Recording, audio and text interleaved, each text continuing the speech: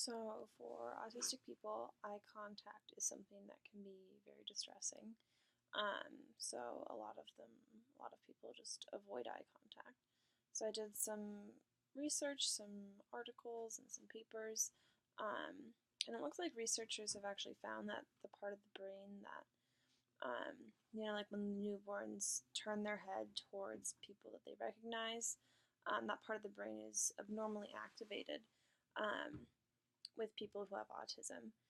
This is a study from neurologists from Massachusetts General Hospital, if I'm remembering correctly. And basically they've cited lots of people with autism who say that eye contact makes them anxious and uncomfortable, it feels yucky. So the report suggests a neurological relationship. People with autism avoiding eye contact isn't new or anything that is like new information, because a lot of people thought it was just like a social aversion kind of thing, but this is kind of giving some scientific background and support for what actually is going on, and specifically kind of what their conclusion with the information was is that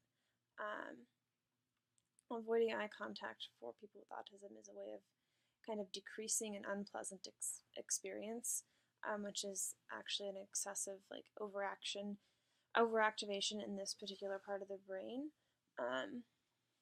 So the research is on the subcortical region of the brain, and it's related to perception and sensation.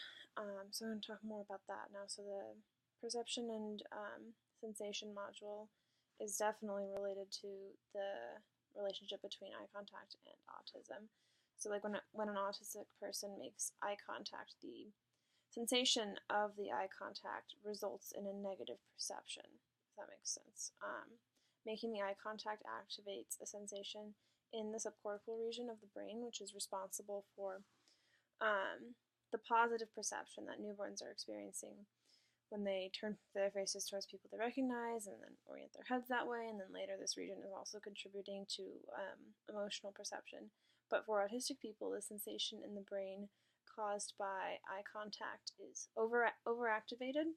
It excites the brain a lot more than it should, so that then when they make eye contact with somebody, their perception of what's going on is altered by the oversensitive sensation and the reaction of the brain.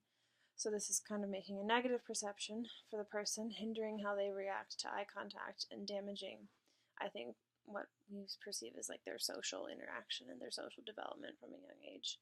I read a lot of direct quotes from people describing this sensation, from autistic people describing the sensation of eye contact.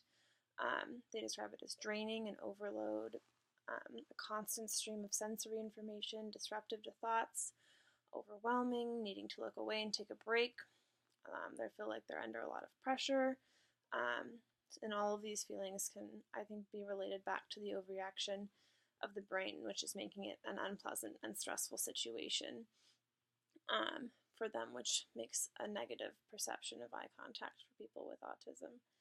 I think this research is really helpful in a way because it gives scientific clarity on why people with autism aren't making eye contact and why they'd rather look away or look off to the side, because instead of forcing kids to make eye contact in behavioral therapy or something, which can cause them a lot of anxiety and distress because of that negative perception that the sensation is causing, the research is suggesting kind of a slow adaptation to eye contact to overcome the sensitivity in the brain to it.